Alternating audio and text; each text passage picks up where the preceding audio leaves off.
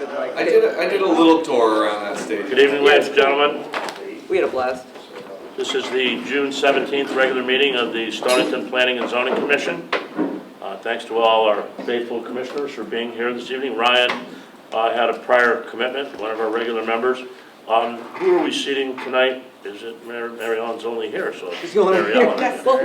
Got you. Is it Mary Ellen's turn though? It is, right? Didn't they say he was coming? So Mary Ellen will be acting in Ryan's stead on regular agenda items and also be seated for both public hearings, which will be conducted as one item. So the meeting is called to order at 7 p.m. We've appointed alternates. What's the commission's approval on the minutes? Or pleasure on the minutes, rather? Mr. Chairman, I vote to approve the minutes from May 6, 2025, subject to a number of grammatical errors that Clifton will change, along with some vote counts. Okay, have you identified those for Clifton? You have. Yep. Okay, so a motion made by Gary. Is there a second? Second. Motion made and seconded. Thank you both. Any discussion? Clifton, you're aware of the issues? Yep, that's going to be on all three, by the way. Okay, thank you. All in favor? Aye. Motion passes. Minutes number 1794. Mr. Chairman, I vote to approve the minutes from May 20th, 2025, subject to the same changes. Okay, Clifton, you're aware of those changes? I am. Motion made by Gary. Is there a second? Is there a second? I was not I'm sorry. Okay, I'll second it for the purpose of a vote. Thank you both for the motions. Any discussion? All in favor? Aye. Anyone opposed? Motion passes. Minutes number 1795. Also, Mr. Chairman, I vote to approve the minutes from May 28th, 2025, subject to the same changes. Second. Clifton, you're aware of those also? Yes. Motion by Gary to approve. Is there a second? Second. Second. I'm sorry. I do, No, discuss. Yes. Discussion? there was a lot of discussion in this virtual meeting about the various things. We talked about lighting, we talked about different things. None of that's reflected in the minutes. Do we need to be a little bit more elaborate with the minutes, since there weren't any votes or anything like that to go back to? There's a specific item you're referring to, so I can elaborate I on think it. just in general. Just in general. Was it recorded? Was the meeting recorded? Yes, I have a recording. So we do have a recording. Okay, because there's a lot of stuff. We went through a lot of detail Yeah. on some of the Maybe in the things that future we came can up. capture just some of the major headings and refer to the recordings if we want more Okay, specific. yeah, that's good. Okay, thank you, Lynn. Any further discussion on minutes number 1795? Just one quickly, going to could we say somewhere in the minutes that they're recorded, or does it say that? We don't have to do that. No, but just so like if someone was reading these and they were like, oh, it's recorded, I could look it up. That might be just a, just like, I just think sometimes, when people go back and they look at the minutes, or they look at, how we approve something, or if this, we still have to do the following points, etc. If they're not recorded in the minutes very specifically, I just worry sometimes that they're lost. And do people really go back and listen to all these recordings that for 2 or 3 hours, or do they rely on the minutes unless there's a point of contention? So if somebody said, I know that's not what we said, then somebody goes back to the recording. But if there are people who were not there and don't have a clue, right, and they're just thinking to themselves, boy, that doesn't seem right. Or I thought we said X, Y, Z. That was it was contingent upon X, Y, Z. There was discussion. I just worry sometimes that the minutes might be a little bit too overarching and need to get down to more detail. But I don't know what the common practice is. I don't disagree that it's not a bad idea to have like some more finite definition of major topics that were discussed. I think minutes like this never capture the real sense of everything that's discussed because they'd be hundreds of pages long. Yeah, right. And you need a court reporter to do it. The real record of the meeting is the recording, and Okay. we keep, Okay. Brevity is in our best interest in terms of writing minutes, but if anything ever was litigated, there'd be a transcript given to the court. Okay. So There that's are some what, so requirements. we do have it recorded two ways. Yeah. The way I have here on the table with the mic is the way that we do it if something is litigated, but for the benefit of brevity, we try to keep it light, but I understand your comment. Okay. And Great. I'll try Thank to, you. I'll try to add some more detail on for future ones. Yeah, you know. is there a statute or an administrative regulation on minutes? I think there might be. Yeah, and you just have to provide the vote counts. Yeah. That's Yeah, pretty it's much pretty it, basic, so. yeah. Okay. Okay. All in favor of approving the minutes of 1795, subject to the comments? Aye. Aye. I abstain, I wasn't there. Chair votes aye. Anyone opposed? Motion passes. It's an opportunity for anyone in the audience that wishes to address the commission on any item that's not on the agenda. So if you want to speak on an agenda item, this is not the time to speak. If you have a general item that you want to speak to the commission about, we ask that you stand up and identify yourself and take the mic. It's yours. Anyone wish to speak to the commission this evening? Hearing none, we'll move on. Correspondence, Clifton? This was mentioned actually in the virtual meeting on May 28th. But the Economic Development Commission has written a letter for proposed PV5 zoning regulation amendments, and they approved those at their most recent meeting last month as well. So those are included in your report. They've been presented to you informally already through the virtual meeting, and so, but we didn't get to that at the May meeting, so that'll be on the agenda for your meeting next week, virtual meeting next week. Excellent, I look forward to that. Yep. Anyone have any questions of Clifton? Staff reports? None. Anything from the commission? I have nothing, I have something. please. I know there's been some concerns with the new hotel at the Seaport with the parking that the OSTA made them go through Velvet Lane, is that the street? Yes. Like, instead of going on, and I know there's concern with Correct. the neighbors that traffic has way upped. And is there anything we can do to address that, somehow bring that back? Because I know we approved it here, I wasn't here for that one. But then it goes back to the state, you know, because they can't even look at it until it's approved through us. So then the state recommended that they go through Velvet Lane, but we never got a chance to comment on that when they made that change. And I know the residents in that, they came here before and talked to us about it, and is there any way we can? They did, and we directed them to the State Traffic Commission and to our local traffic commission on it, and I believe they've pursued those courses of action. Our attorney has been consulted on it, and our attorney has written an opinion, and maybe we could share that opinion with the whole commission because it deals with it. And essentially, what the attorney says is that our regulations state that you know, the question was, in doing what they did, the State Traffic Commission did it create a zoning violation. And in the attorney's opinion, it did not, because the regulations are explicit when they say that the traffic is to be directed to arterial roads, and that's what the commission did. Regardless, they have jurisdiction that usurps local authority, and once they approve it, it's the law, and we really have nothing to say about it. I don't agree with that. I think it should have come back myself, like you. And since the residents come here and appeal to us, it would only seem right that we would have an opportunity to at least discuss it and weigh in on it, but that's not the way this looks. We're still looking at it, Okay. so we'll feed back You know, to like when you if that changes, but I think the opinion is clear, and I do think it's consistent with the statute, so I thank you for your comment.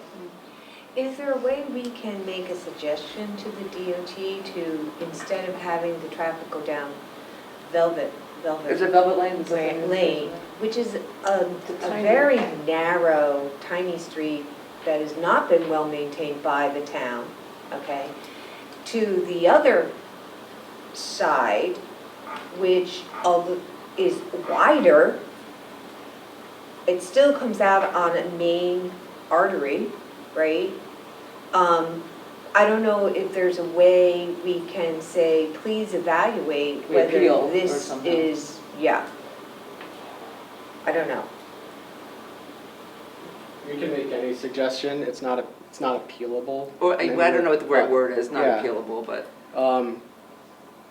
The short answer is DOT already looked at that and they said no the first go around. Oh, they did, to go out the other way? Correct, because the traffic pattern needs to be a right turn into the site. And because if you make the right turn from the stoplight, you have to take a left to go into the site, and there's not enough queue length. The state traffic engineers have said there's not enough queue length for people to make that right and then left turn without causing clog into the intersection. So that's what DOT said in their report that they gave to the local traffic authority here in town, and that's what dictated the change for the traffic movement onto Velvet Lane. That's been provided to the traffic authority here. That's been provided to the residents on the road. That's been provided to the town attorney. At the end of the day, it's an unfortunate complaint, but there's nothing we can do about it, and it's what the traffic authority, the state traffic authority said to do. So they can override our regulations. Our regulations weren't violated in any way, shape, or form, so it's not an issue. At least to me, Right, how right. we operate. It reminds me of the Connecticut Siting Authority, you know, the ones that get to cite the solar and the Right, utility things. yeah, They do it to the exclusion of you know, local jurisdiction. Yeah. And people come to us and there's very little, well, there's nothing we can do about it, at least as it sits. Yeah, the town I don't think the district office, which is, you know, every district in DOT, there's like 5 of them. Is there 5 districts or 4? I think there's 5.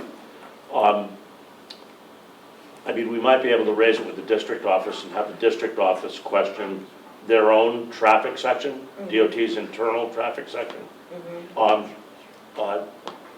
Let me think about that some more and see if that's possible.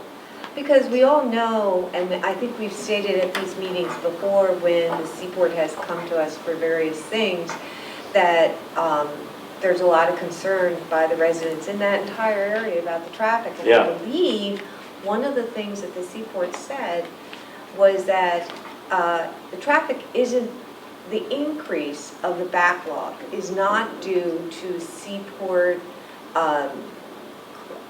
customers, people coming to the Seaport, because their numbers are way down. It's due to the traffic light timing. And everybody agreed with that. So maybe it's a wider issue Yeah. in that section. Well, I think we I can don't know. definitely, I don't know. I think we can definitely raise that with DOT. The synchronization and automation that drives the lights. You know, it used to be that lights were synchronized and they were fully actuated. You know, they count the cars that arrive, they allocate green based on various scenarios during the course of the day. And now they're all controlled in a much more sophisticated way. So they can keep traffic moving. If we raise it as an issue, is it optimized? Right. You know, to reduce congestion, I think they can look at that. Yeah, And maybe that would It's help. a larger, yeah. Maybe that would help. Yeah, you I don't know. If the But gaps in the traffic permitted people to get out quicker onto Route 27, that might help. yeah, But, make the turn.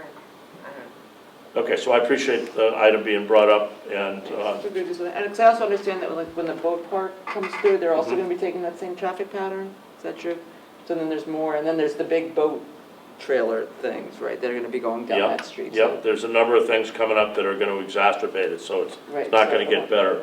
we can talk about that. We're And maybe looking- this is a good time, to raise it, not with the State Traffic Commission, but with DOT to see if we can initiate a project to optimize the signals on 27. Yeah. And that may lead to other things that are tweaked that really make an improvement overall on 27. Yeah, yeah. Okay, Thank you. thank you. Okay, any other issues or points of order from the commission? If not, we've all got our list of zoning enforcement and violations. Any questions? No items for administrative review, Clifton? None. Okay, that brings us to old business. First item under old business is application PZ 251 6SPA General Dynamics Electric Boat, Lorero. I see they're here this evening. No, No. that's Not for here. next. Oh, I'm sorry, to be discussed at our next meeting. Item B, PZ 2520 SPA with CAM, PCW Management Center.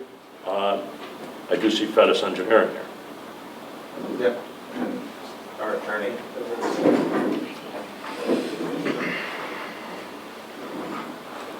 Good evening, everybody. Evening. Attorney Rob Avina from law firm of System Shapiro, right down the street here in Pawcatuck.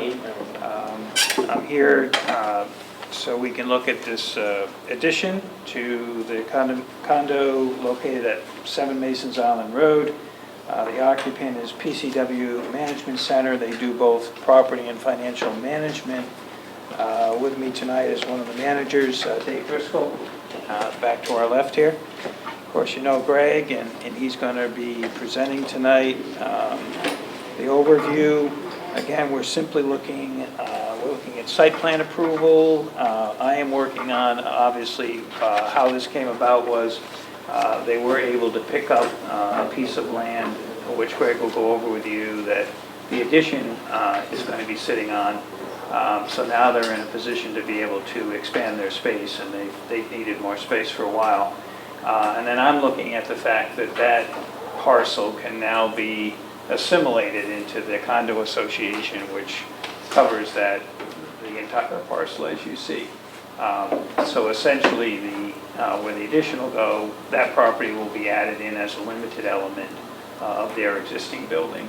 And that's been set up since the days of Attorney Jackson King back in the late 80s, but it still works. So we'll be amending that as we go through the process. So with that, I'll let Greg lead you through the site plan. Good evening, my name's Greg Fedis with Fedis Engineering, an office at 70 Essex Street, Mystic, on the Groton side of Mystic. I did do some revised plans to respond to a couple of staff comments. One was the parking and one was the landscaping. Right, we saw those. I do have hard copies if anyone would like. That'd be great. I have full size and I've reduced some of each. I'll take a full size. I'll take a full size. All right, there's a, I need the full size. all right, well, I got 3 full size. Okay, great. Thank you. So, and then I'll share mine with Mr. Garrett here. Thank you so much. What's the date on those plans? May today, I 7th? believe. Revision date of today.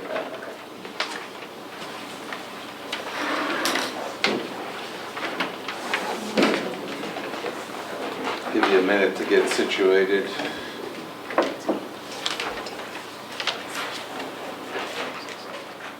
So again, it was just to address a couple of comments by staff. We had already addressed town engineer's comments that are probably back in their court to look at. But I'll just give you an overview. There's 3 buildings located on the condo property. As Attorney Avina stated, there is a small piece, I think, which is 10 Stonington Road. 10 Stonington Road, that kind of split the parcel, kind of did a horseshoe around it, so now it offers us setback, it alleviates setback issues, side yard. So the existing building we're adding on to is Building C, which is located closest to Stonington Road. The shaded area is the addition. It's about 1,947 square feet. The floors will match. Again, it's going to be one use, one tenant. And I'll address the fire marshal's comments as I go through the planning report. relatively simple. We're not changing the parking. The shaded area is the addition. We've offered accessible access to the front in 2 locations. There's existing parking located to the west. That's not changing. We did delineate a accessible space right by the ramp that will allow access into the building. We meet all the zoning requirements. It's in the table. Height calculation, floor area ratio, we're under on all those items. We did offer a underground infiltration system to deal with stormwater from the roof drains. It is a relatively small increase in impervious. So the system we designed, if you look at our summary for the 2-year water quality volume storm up to the 100-year storm, there's 0 discharge. Zero, this is Yeah. great. So, and it didn't take much actually. So, in case there's successive storms, we do have a level spreader that'll spread it back out along the contour. But we don't expect.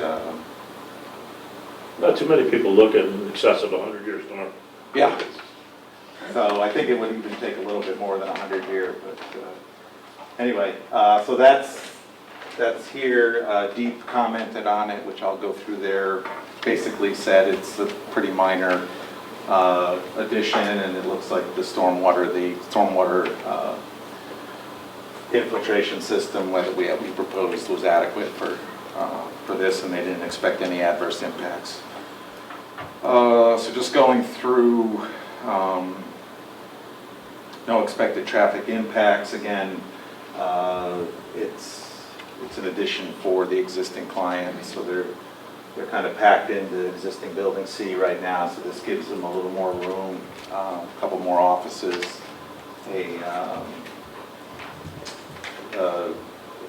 conference table and room that's adequate for their needs. You said no increase in parking, Greg? No, well, there was enough existing parking. We Yeah. did the calculation, that's one of the things we added. Right. The min and the max were 17 and 19, and we were at 16, 9 up here, 7 here, and we have 1 handicap spot there. So no change to the parking, we just delineated the one spot. Just going through public sewer and public water, we did ask for some waivers: landscaping, traffic circulation plan, signage plan, lighting plan. Let me just, the response summary, building official, probably would expect more comments at the time when we submit for building permit because of the addition. One of the fire marshal, which I'll get to, town engineer, we addressed their concerns. Are still waiting for a second response from them, but I don't, given the system we provided for underground infiltration, I don't see any issues with that. Water pollution control wants an impact statement, which we will provide just so they can keep track of the volume. Again, it's probably just going to ask them their calculation for so many gallons per square foot for commercial use office space. No comments from the zoning enforcement officer, the fire marshal. Again, it's going to be all one tenant, one use, so there really doesn't need to be a firewall. Our architect has a conflict tonight, but he's also stated that if there needs to be a fire separation, I know we're upgrading some of the doors and so forth for that, but that'll come out at the building permit level. Also, so we do have, there was a question about access all the way around the building. So none of the parking and paving and the access ways are changing, so we do have access, I guess what would be considered the front, this side. I think Stonington Road is pretty close to, for access on that side. And then this is, I would say it's a gradual slope, but you could pull up, if necessary, onto the grass there and access to the backside of the building. When you say access, you mean for emergency? Yeah, I think, Fire access. yeah, I mean, I don't know how close they really want to get to a burning building, but close enough to where they can get, you Yeah, know, a ladder okay. and so forth. Normally, so you can drag a hose. Yeah, without I mean, they obstruction. have pretty good access, I think, all around the existing buildings.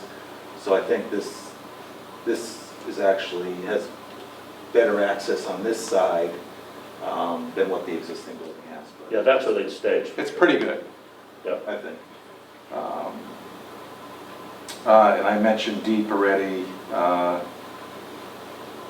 The infiltration system is taking care of the 0 through 100-year storms. Again, the Department of Planning comments, we added the parking table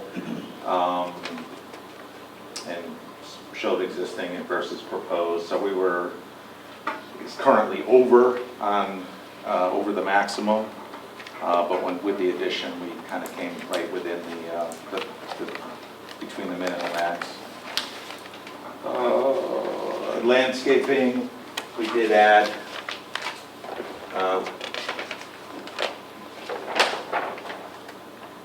basically this area on the side and the front of the building. We did add some plantings, and we kind of did it. They have a landscape contractor / designer that does all their maintenance of the facility. He didn't get a chance to look at this because we just got the comments, so if he wants to tweak it or make some substitutions, we put a note on there to that effect. We did read through the recommended stipulations, and we're okay with all that. We'll come up with a bond estimate for the erosion control, which is basically a silt fence, down gradient of the building addition. Because this is all paved, we put the anti-tracking pad here, so vehicles coming in and out of this area, we don't want to dig up the existing paved area to put a tracking pad in. So I think that's adequate, and then a stockpile area with silt fence around it. So it's a relatively minor erosion control plan. But we'll provide a bond estimate to the town engineer for approval. I think that's it.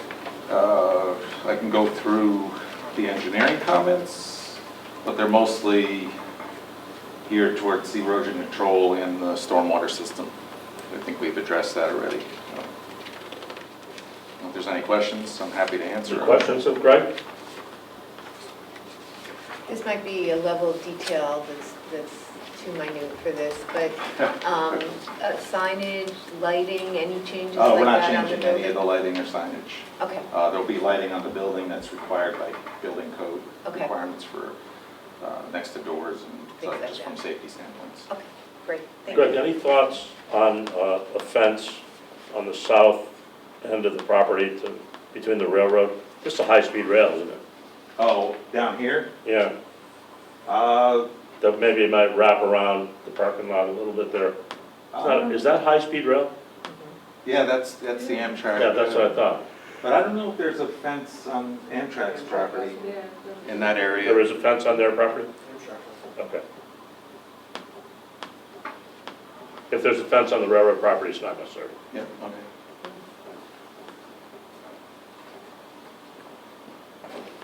Anybody have any questions on the landscaping detail? You're comfortable with that? It allows the landscape architect to make some changes afterwards. They have a regular landscape architect. This is, I think, your shop's Yeah. opinion of this, which looks fine to me. But there could be some tweaking of the planting, I guess. Yeah, I know. If everybody's comfortable with that. They'll do a nice job, so. Yeah, if it's the same architect, I agree. Yeah, what's there is nice. So. Very nice. If there are no other It's a great- questions? It's a great development. Yeah. Actually, you know, in that it's a great use of the land, and yet Yeah. it's very kind of low-key. It's well you thought know, out. It's very well done, so. Well, I think it's nice Follow that along that track. this tenant wants to stay, it's expanding Yeah. in town, Yeah. just for that purpose, to Tremendous. continue. Greg, I have to compliment you on this presentation too. Oh, This thank is you. very easy to read and easy to look at the compliance. It's well-organized set of plans. Thank you. If there are no other questions for Greg, do you have any comments, Clifton? Okay. Commission comfortable acting on this evening? I think we have a list of conditions, correct? What's the commission's pleasure on the application of PCW Management Center? Mr. Chairman, I make a motion to approve application number PZ 25220 SPA plus CAM, PCW Management Center LLC, subject to the following stipulations.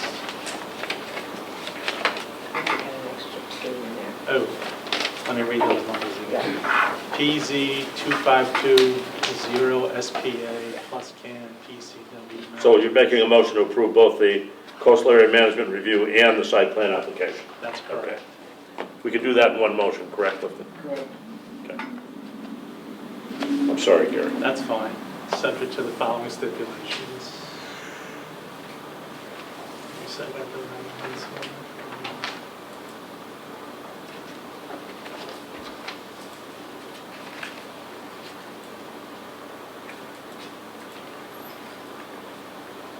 Jeff, let me read it down, I gotta find it on my computer, it's easier for me to. Easier for you to read mine? Yeah, no, I gotta search down here for the stipulations. Yeah.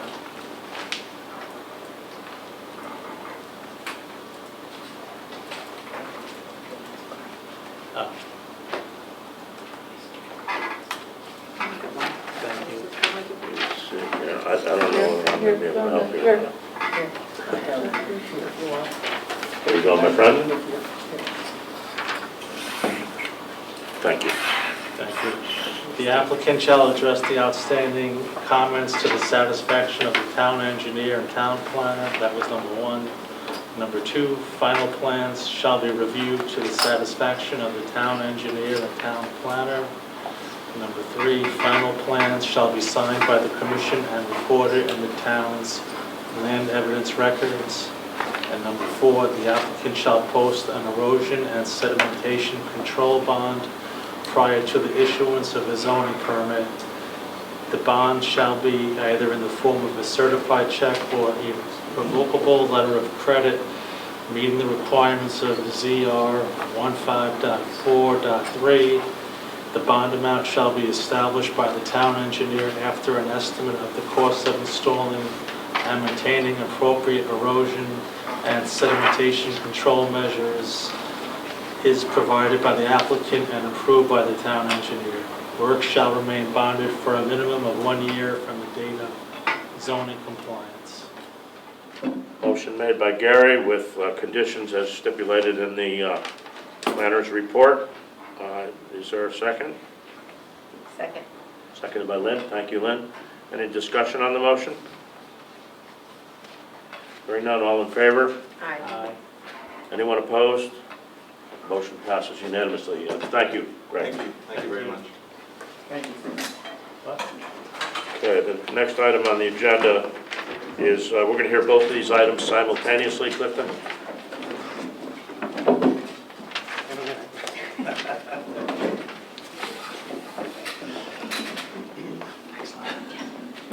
Both these items will be heard simultaneously? They can, yes. Okay. Is that your intention, yes, Attorney? Okay, Sweeney, thank you. Motion to open the two public hearings, and then Lynn, I'll ask if you can read the legal advertisement, I guess, for both. First, the motion to open. Oh. Okay, Make a motion to open the public hearing. is there a second? Second.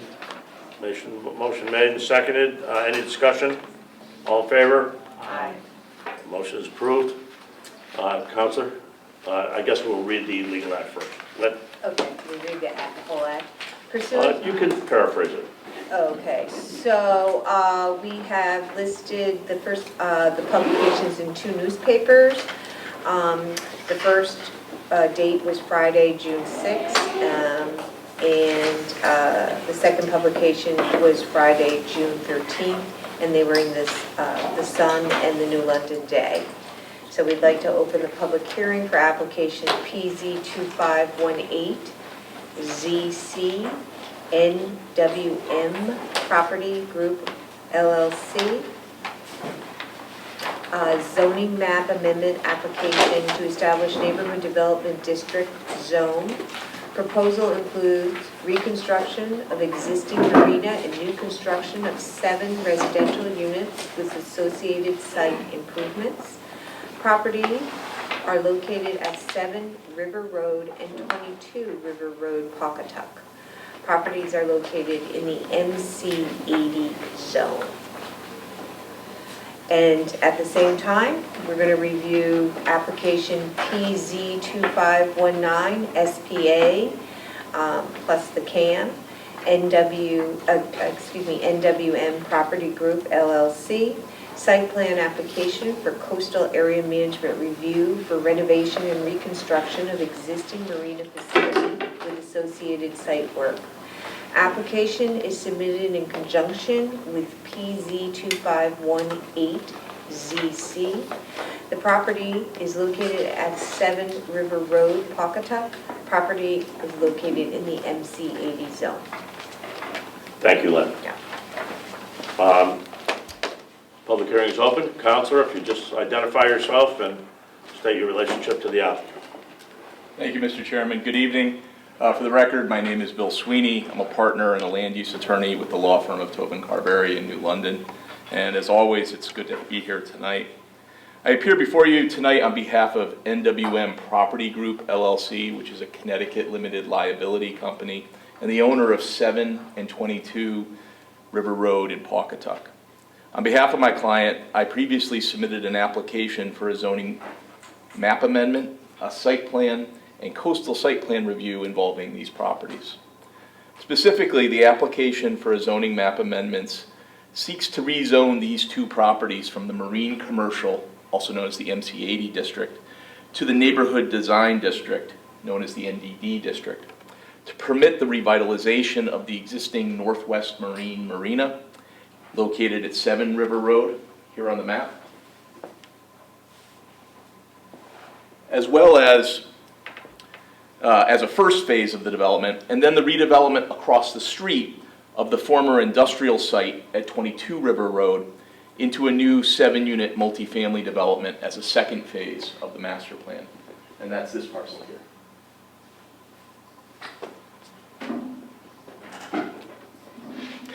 The application for site plan and coastal site plan review is for the first phase of the project, and that involves the marina and the replacement of the marina support building on the premises. My client's intent is to create a unique neighborhood scale project governed by a master plan as required by your NDD regulations.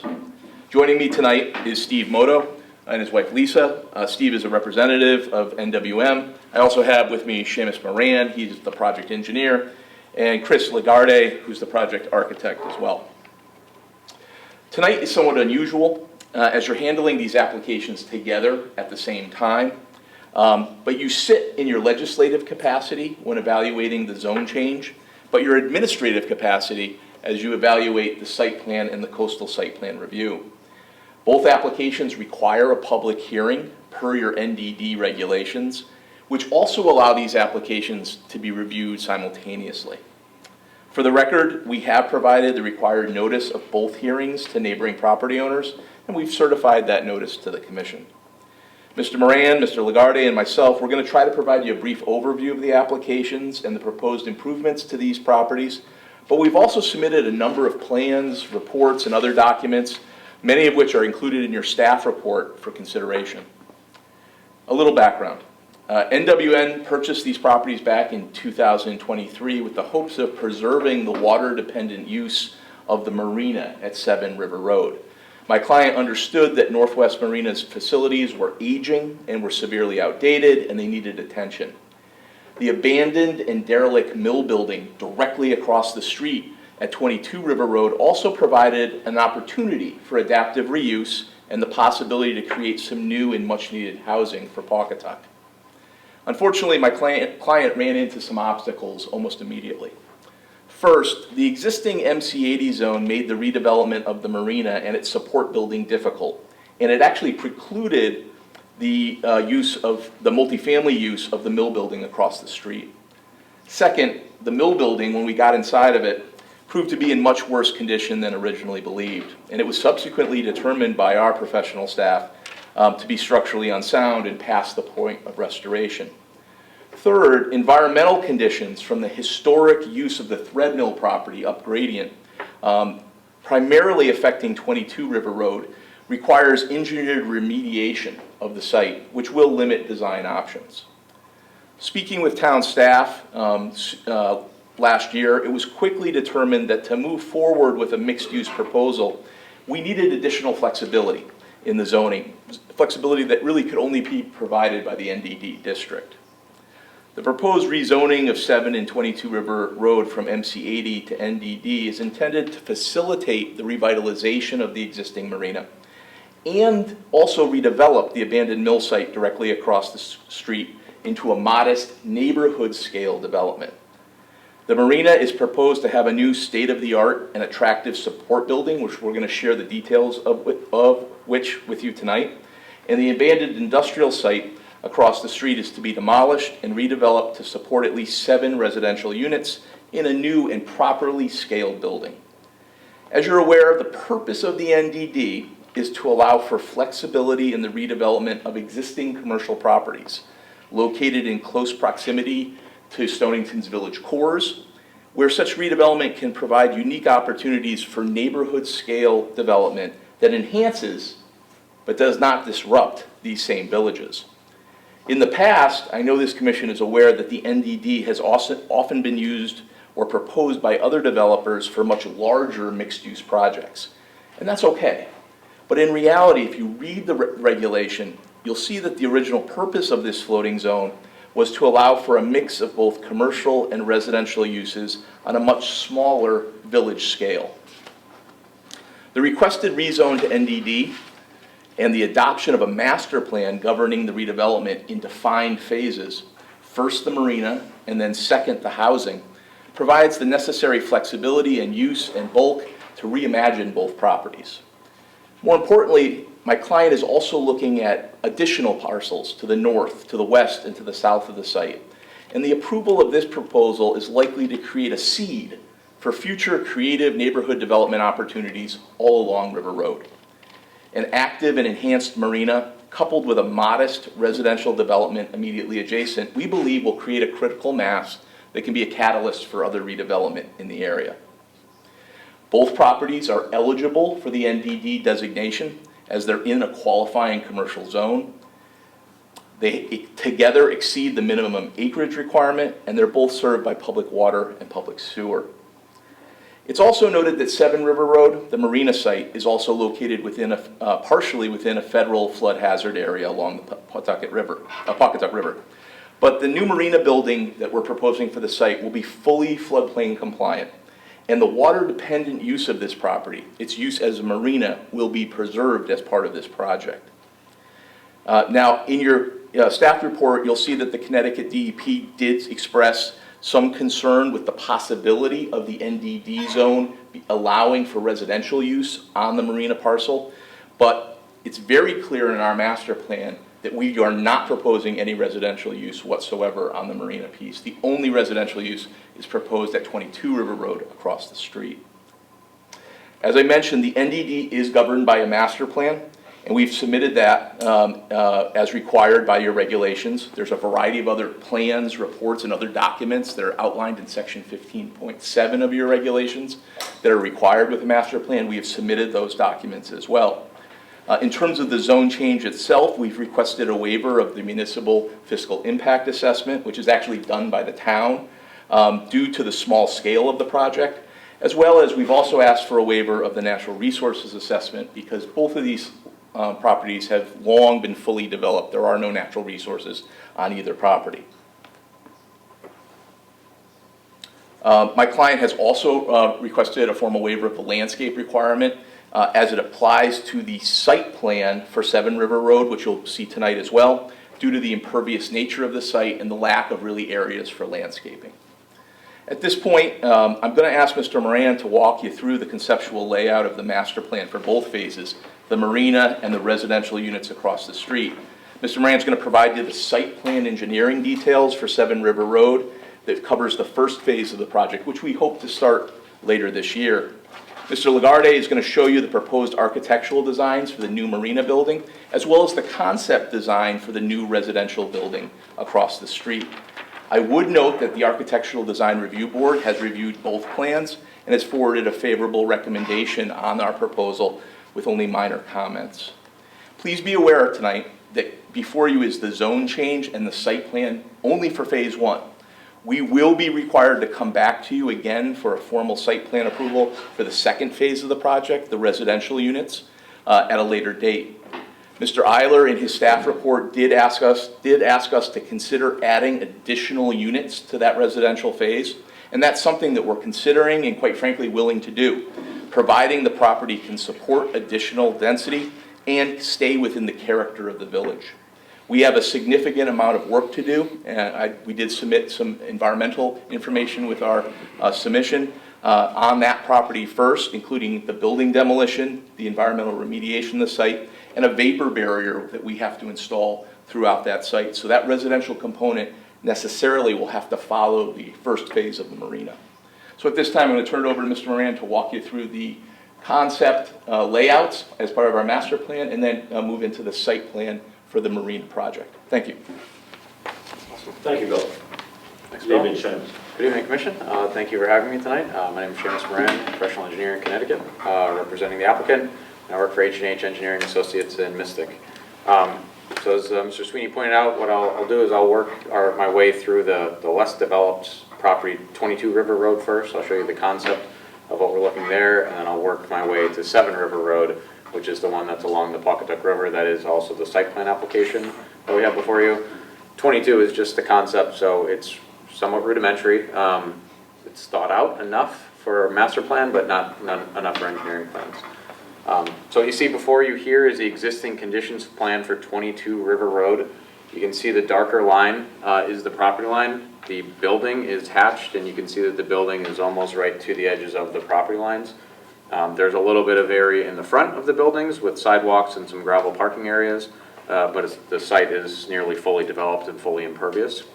What we're looking to do is remove that building and that parking area and construct a new residential townhome style complex.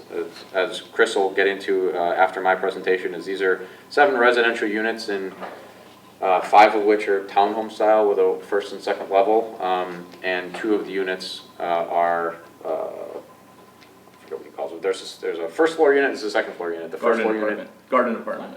flats, garden yes. apartments, whatever it may be. The first floor is the accessible unit, the second floor is another unit, for a total of 7 units.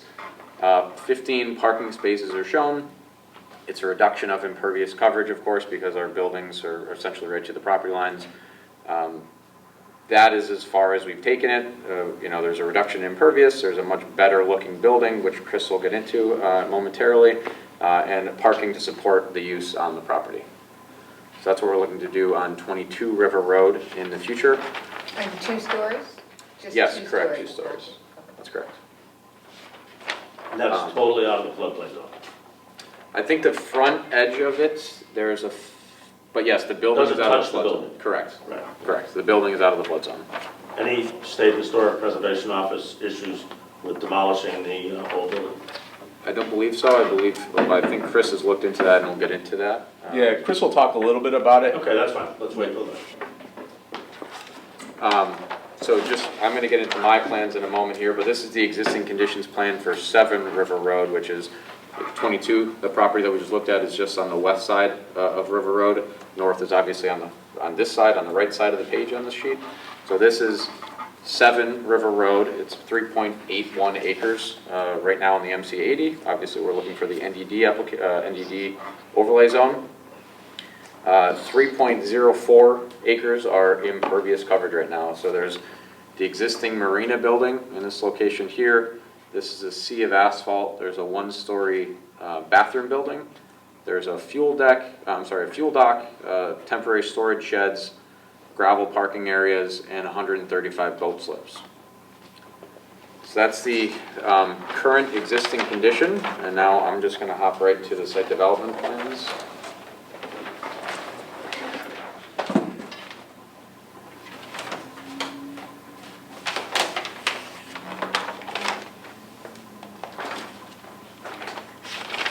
So that existing conditions plan then turns into this. This is the proposed site layout plan. So the existing marina building that was here in this location is to be removed. Some of these structures that were here as well are to be removed, and a new marina use building will be constructed. It's about 13,000 total square feet. The marina repair, repair boat maintenance use is the northern portion of the building. The southern half of the building, which is the essentially facing the parking lot and all the parking for the customers, is the showroom, is the offices. So this is as Chris will get into, this is the whole building is a vast improvement over what is there, but this is the prettier half of the building. The northern half is obviously more industrial. It's a marina, it's a boat storage building, boat repair building, but a vast improvement over what's there now. So again, the northern half of, or I guess the northern third of the parking lot is dedicated to the marina boat repair, boat maintenance for the facility. The rest of the parking area is to be striped for clients and boat owners to park their vehicles and access the slips. So we have, I believe it's 162 parking spaces shown, where 166 is the maximum that's allowed. The 166 is the maximum, I believe it's 90 is the minimum. 95 is the minimum, and we have 162 shown. Obviously, we're trying to maintain a lot of the existing use, boat storage in the winter, where nobody's accessing the property. But we do have some boat racks shown for storage of boats in a couple different locations. The proposed site improvements, by striping all the parking areas, we're able to eliminate a lot of impervious coverage because there's a lot of asphalt that's currently being used improperly. So this whole area down here, there's some areas along the edges of the parking lot that we're removing impervious area. So there's a total reduction of about 0.43 acres of impervious coverage. So we're going from 3.04 acres to 2.6 acres of impervious coverage. And I'll get into that in a moment with the stormwater management design. We're showing 3 locations for dumpsters, one in this location here, one in the northern customer parking area, and one in the southern customer parking area. And that's obviously, I'm sure you've all been to marinas in the area. They're used frequently by boat owners, so we want to keep them in locations that they can access easily. Could you tell us again how many slips? 135 slips. Thank you. You're welcome. This here is the grading, drainage, stormwater management plan. The big change is that we're reducing impervious coverage. Reducing it by 0.43 acres, that in itself is a best management practice. The other items are that we're adding essentially stormwater trenches along the down gradient edges of the pavement. And that's to treat stormwater being discharged, that's currently discharging untreated into the Pawcatuck River, We're intercepting that, treating that, and then discharging the clean water to the river. So the first trench, stormwater management area A, this is the only trench that we've decided has to be impervious, and that's based on a review comment from the town engineer. So I'll get into that. We've received town review comments the other day. We spoke to the town engineering department. We had some back and forth conversations, very good, productive conversations, and we submitted revised plans earlier today. Really the only comment that wasn't just a note or a clarification was related to the stormwater management system. The original design had 4 infiltration trenches, and Mr. Trinkus, the consulting engineer, noted that any uses that have potential for high pollutant loads can't infiltrate into the soil.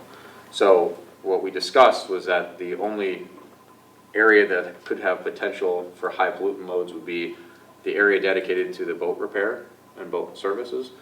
So this northern half of the parking lot, it's all being directed to this trench that's shown here. So this trench that was previously an infiltration trench, this is now just a sand filter with an impermeable liner that wraps underneath it, with an underdrain that routes the stormwater that's collected from across. This is a high point in the underdrain to this low point here, and then out to a catch basin in the street.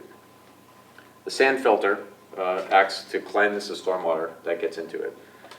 One discussion that we had early on was whether or not we could put a catch basin here and direct everything to the catch basin. However, the problem with that is we don't have adequate pitch in order to get this stormwater to come to this low point. It's about, I think it was about 200 feet. We just didn't have the pitch. It would be too low. We wouldn't be able to get a catch basin with a pipe to discharge into that, the outlet catch basin. So the trench is what was maintained. It's a sand filter that has an impermeable liner that discharges to the catch basin. The trench that you see here on this edge, that actually isn't collecting a whole lot of stormwater, but that is a permeable sand filter that is used for infiltration. The other 2 trenches that are shown here, those are biofiltration trenches. So the tops of those are, instead of being sand at the top, it's a 12-inch of a soil mix. It's a mixture of sand and an organic material. So that way vegetation will grow in it, a plant material will grow in it, and helps with cleansing and filtration on the top level, and below that is the sand. So hopefully the intent, and we've used these in other applications, is that the top 12 inches is where the practice will uptake nutrients with the vegetation, and then it'll filter through the sand in the lower level. So the only item, so I sent these plans very late to Chris today.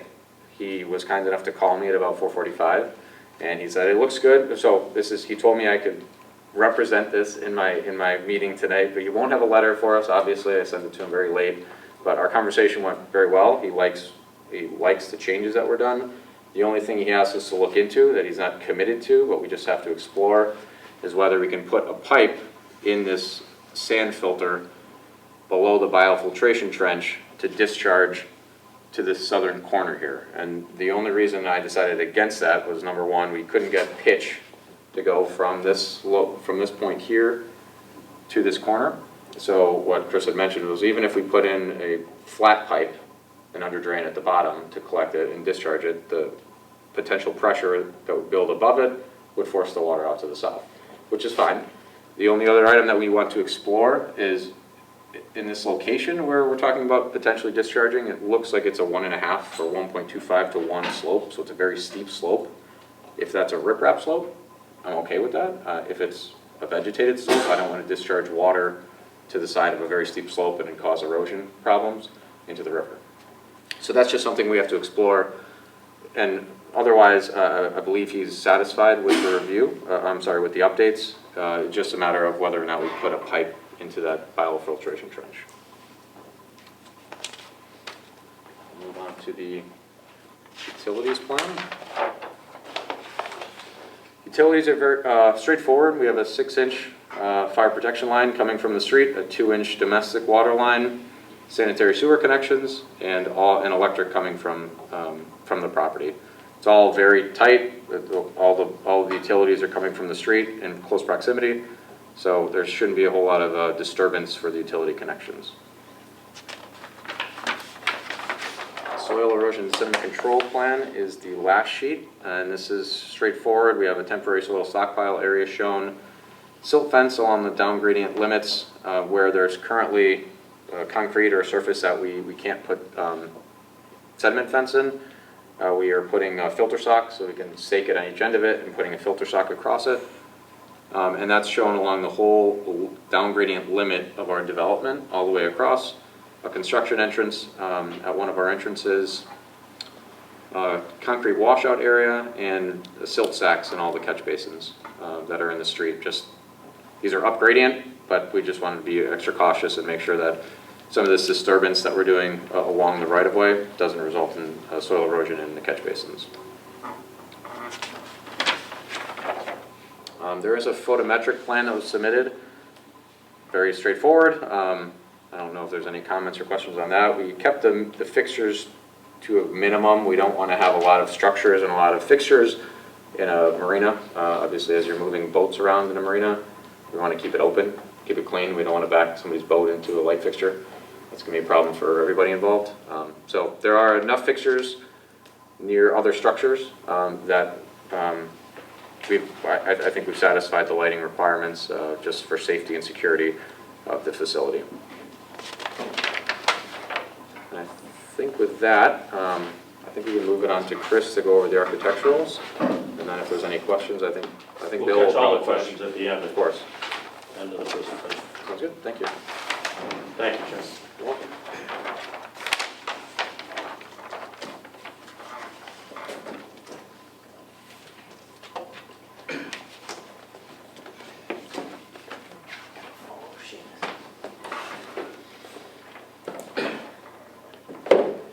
Good evening, ladies and gentlemen. Crystal Jodry Architects. So we'll follow Seamus's kind of pathway, starting with the residential building at 22 River Road.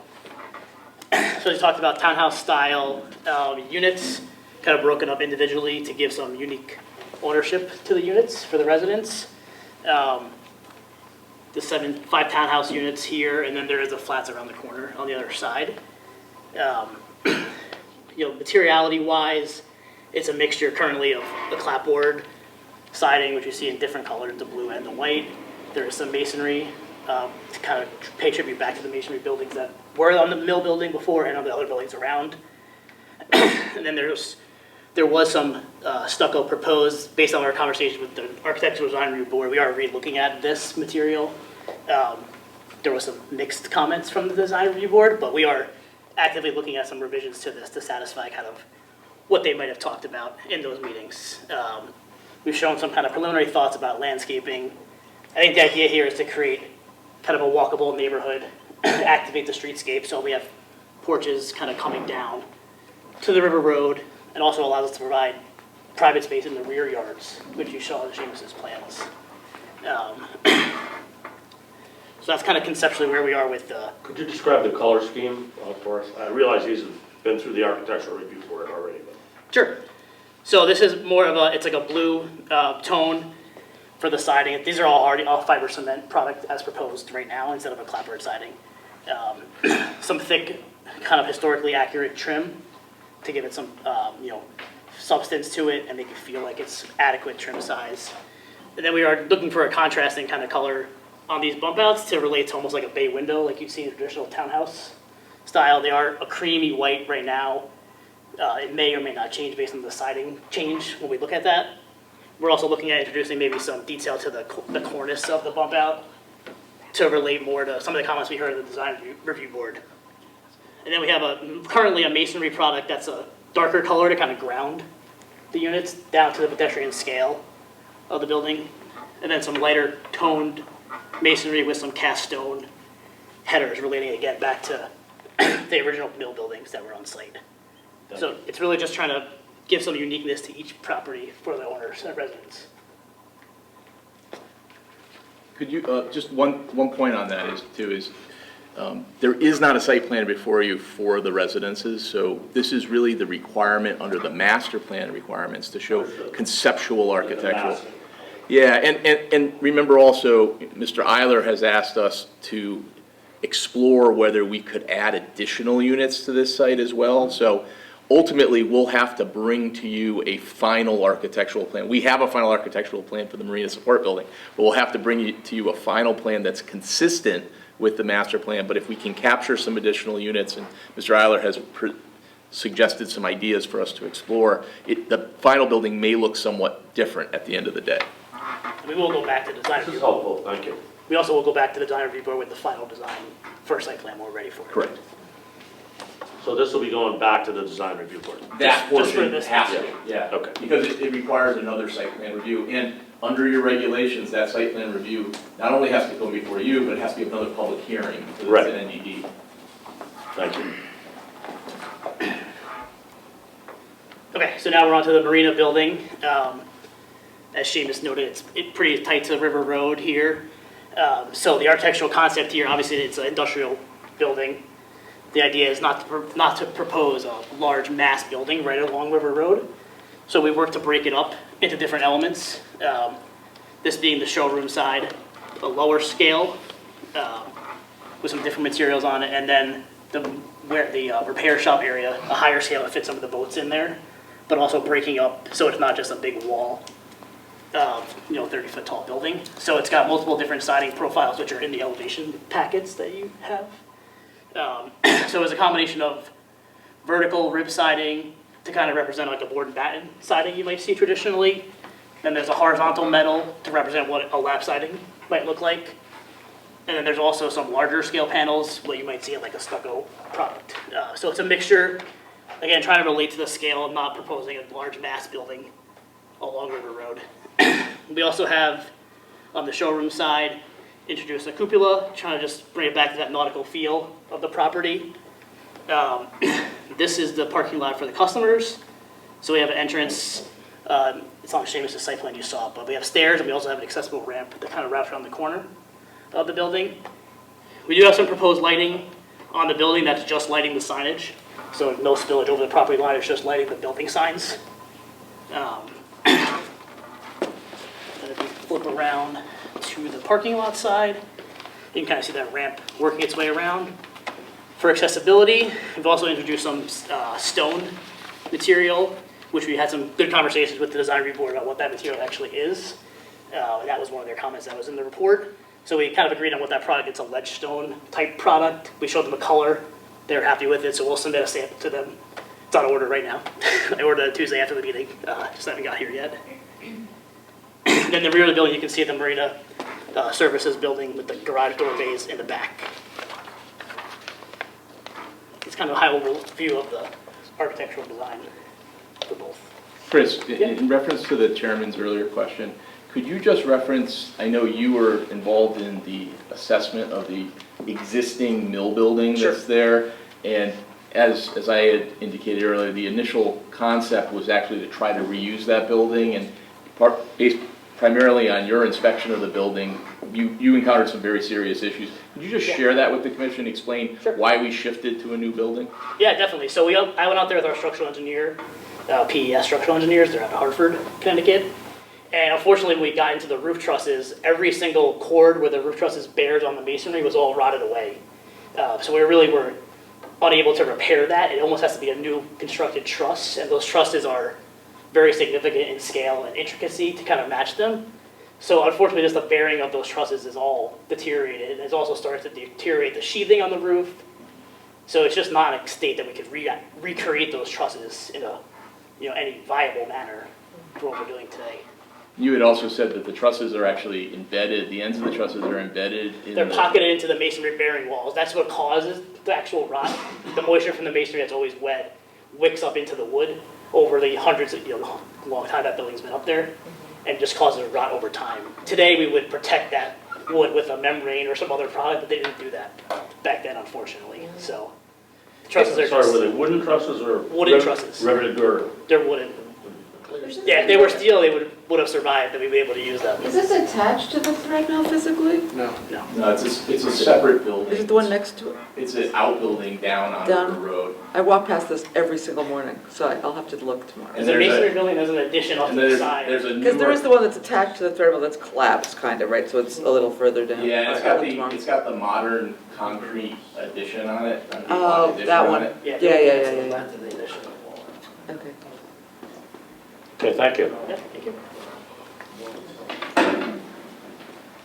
If I could, just add, one thing on top of that too is in the report, and I don't know if you had a chance to look at it, but we did do an environmental summary report of the site too. So our environmental assessments of the property have identified what is a plume of contamination coming from the larger thread mill complex down under 22 and out to the, toward the Pawcatuck River.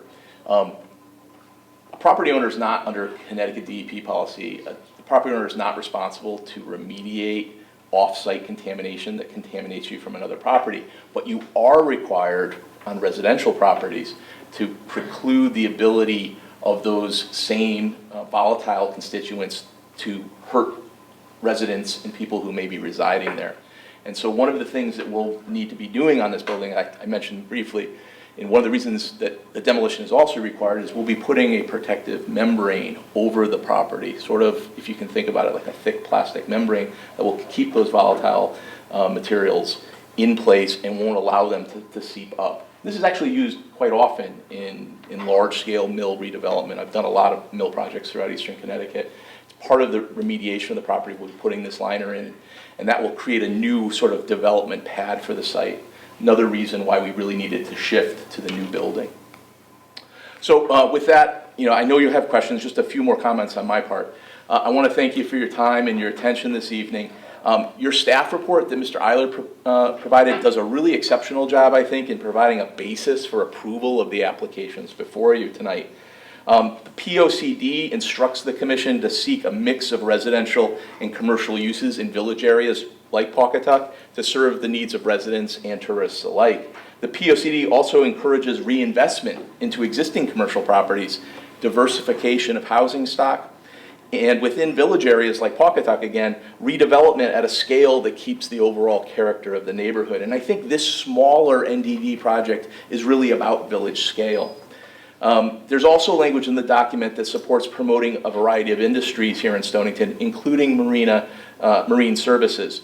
We have a lot of small marinas throughout Stonington. I think it gives a lot of Stonington its character. We have an opportunity to reinvest and revitalize an existing marina and make sure it stays successful, not just today, but for years to come.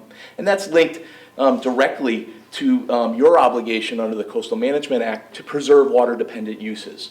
And so this project allows us to keep Seven River Road a marina with a retrofitted stormwater system that is much better than what exists there today with much less impervious surface.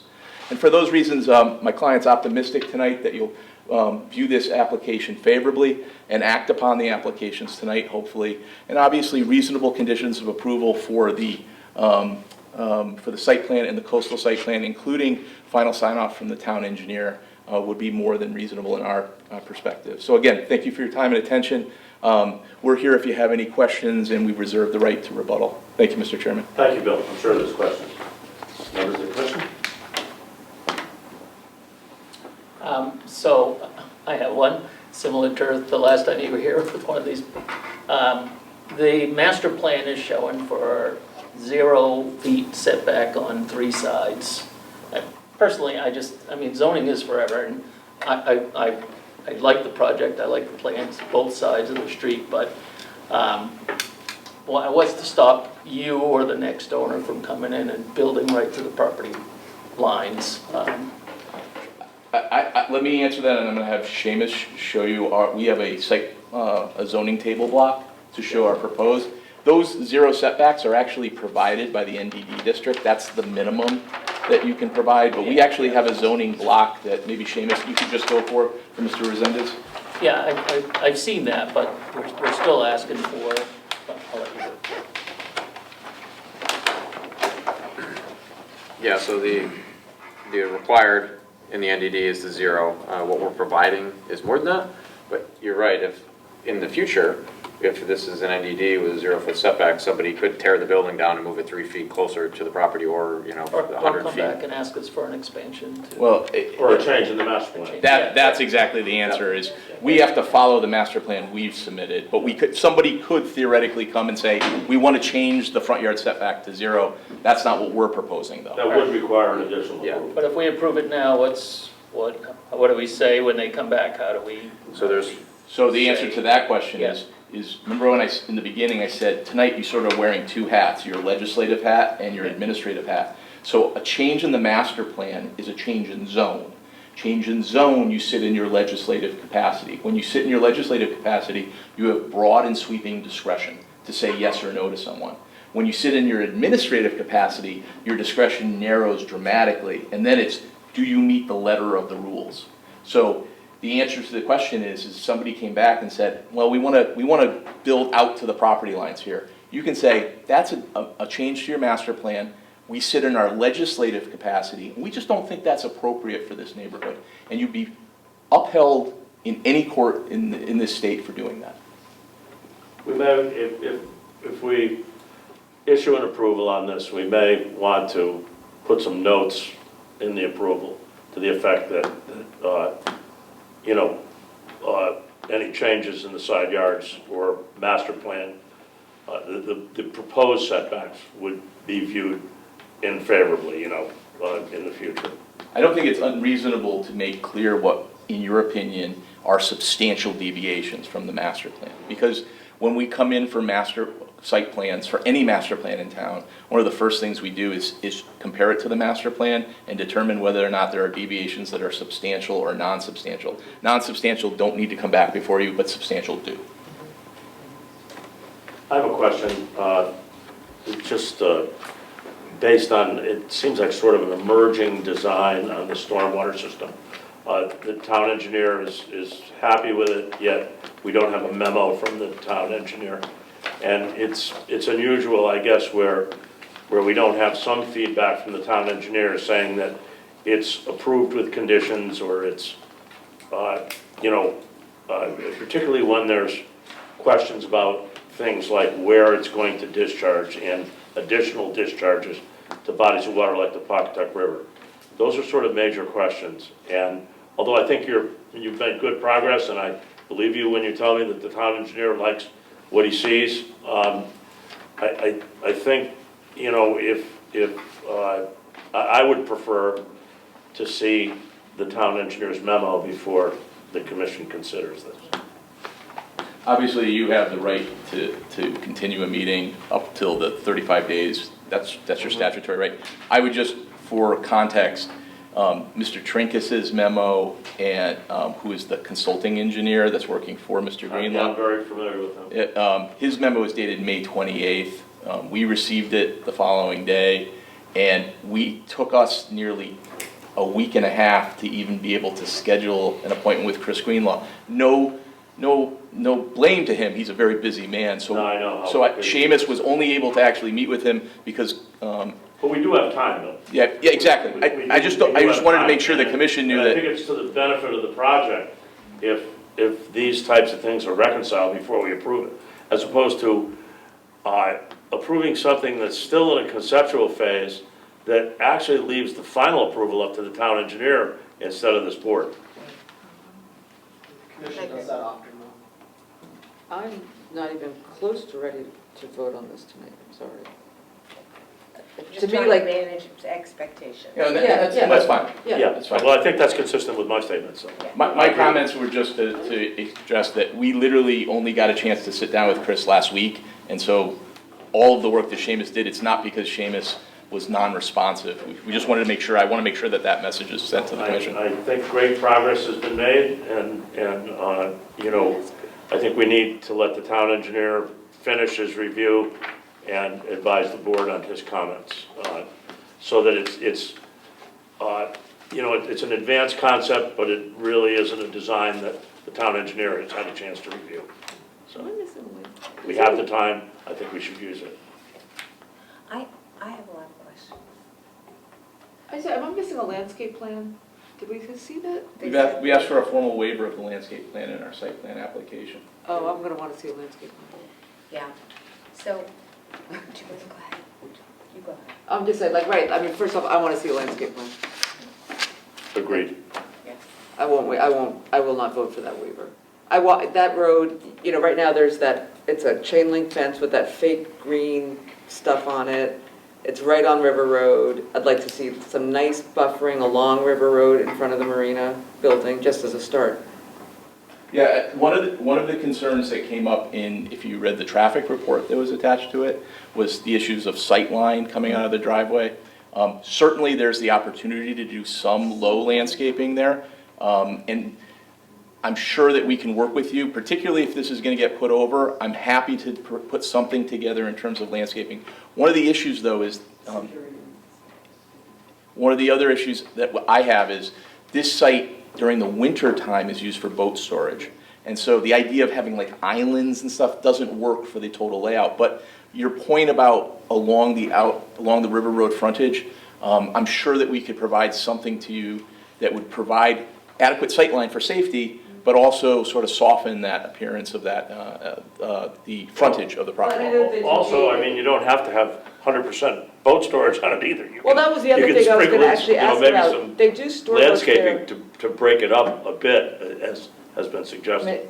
Is there a boat storage plan? I don't know if that's such a thing. Like how they're gonna park the boats in the winter. That whole site is covered with boats all winter long. As most marinas are. As they are, but. And that's really how the revenue for marinas Yeah, work. no, I understand that, but like, I don't know, that's sort of like a parking layout plan, I guess it's sort of the boat storage, they just park where it is. You Yeah, don't do the islands, because they park, During the winter, you don't have public traffic coming in and Yeah. out. So yes, you sort of stack the boats in logical sort of orientation. But yeah, we could certainly do that. I just, when you're moving large vehicles around a lot to park them, having a lot of obstacles, and I think Seamus talked about, makes it very difficult. I'm thinking more along the frontage I think. line. And I understand that they do lock it up in the winter, like I said, I walk that road every single morning. Right past that, I have a lot of friends who have their boats there. So I understand the need to lock it up in security, but it would be nice to make that a little prettier than the chain link fence with that fake green stuff. But there is a hedge there. At some part of it is, there's a hedge Yeah, there. that hedge has to be cut down. for Right, but it is sightline. there, but Yeah. it's some kind of landscaping in the front. Who shows in the article? Yeah, And there is some shown on the plan. Yeah, so we I did did see show, that, I saw that, yeah. okay, we did show some concept of Yeah. what the landscaping could look like along River Road, Yeah. behind the fence. So we could work on a formal plan with them. We could do a formal plan for you. I would like a more formal, around the building, I'd like a, Yeah, we did show, yeah. Oh, yeah, but I want a landscape plan. yeah. So I'm in total agreement with the landscape plan. Let's talk about the marina building. I would like to see landscaping, I'd like to see the buffer moved back even further to allow for more landscaping on the street side and all the way along the parking lot. And I don't see any reason why that can't be done. I also,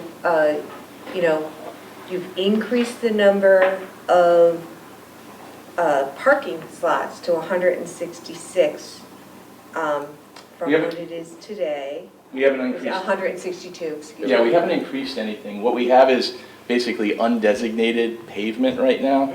And so what we did is we actually are lining The it striping. for the first time.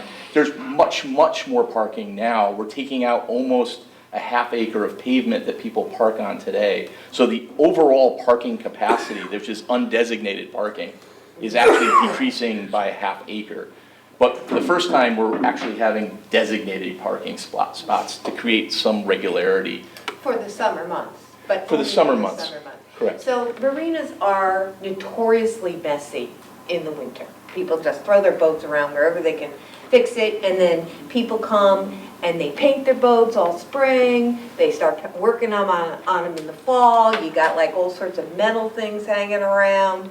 They're notoriously messy, I'm gonna be honest with you. I agree. And so you want some kind of a buffer here, especially if you're gonna have 7, 9, whatever residents directly across the street. And I'll just go from there. There's not even a front yard those stoops went right down into the sidewalk. There is no green whatsoever for any of that block of housing, which I have a real problem with. Little yards. Yeah, I think You've got the steps going right into the sidewalks on those. I mean, I have to tell you, that looks so urban to me. Yeah, it looks like Commonwealth Avenue. I mean, it's a flat roof.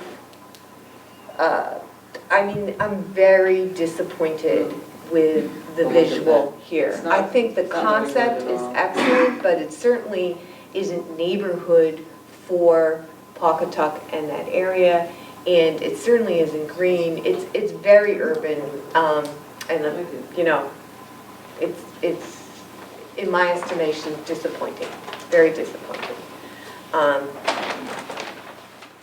But it's a setback primarily, and we have a say on that. Right, we have a say on that. We don't have and, so you know, much of a say on the architecture, but the setback, I agree with, I think. Well, we do have some say There's a on little room in that that. plan to move them back. There's 14 feet in the back now. There wasn't. Mhm. I don't know if we want to We can add work more with the apartments to landscaping eat that up, but Yep.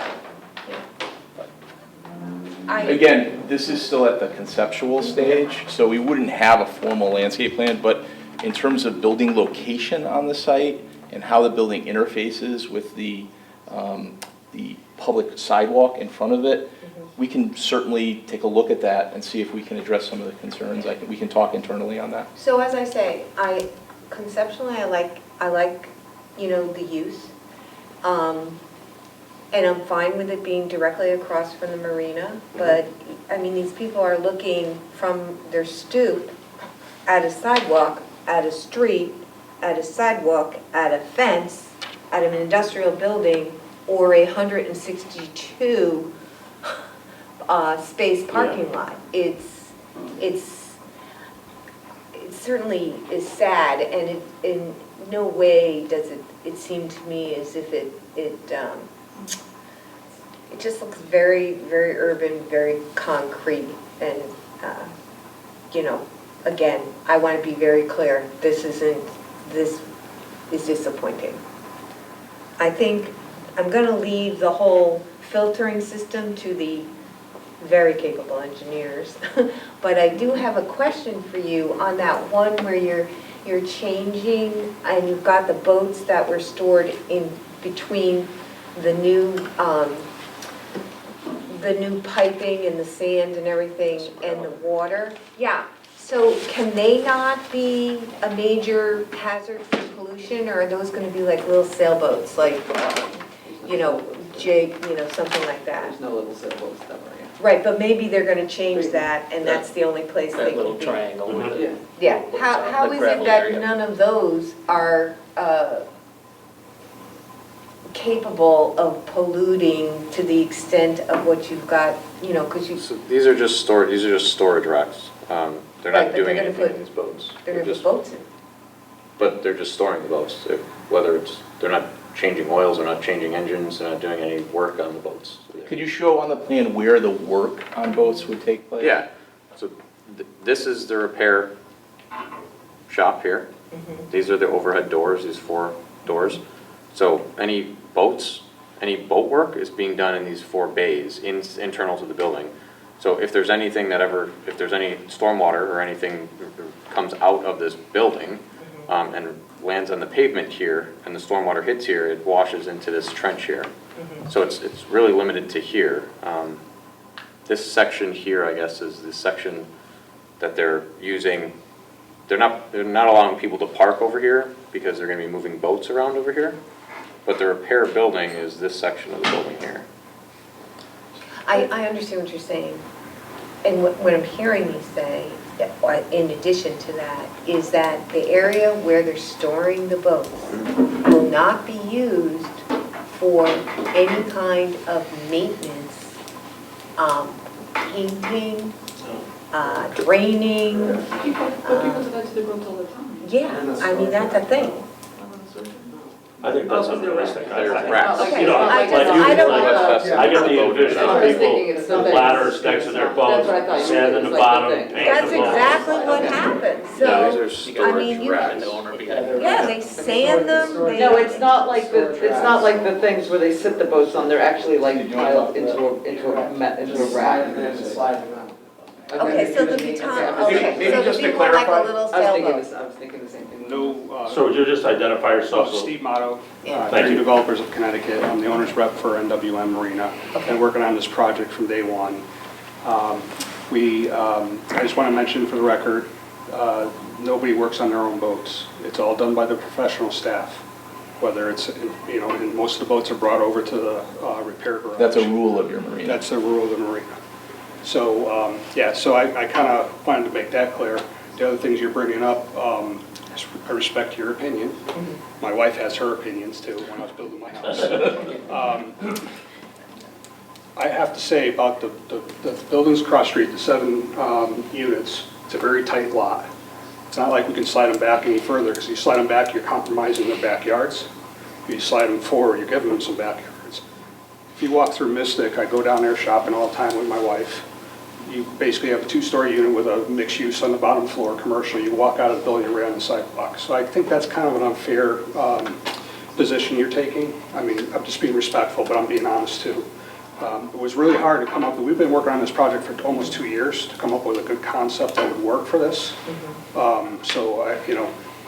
other thing is, as far as the buffer in front of the marina, we actually had a really good meeting with the Architectural Review Board. They were very much in favor of what we've done.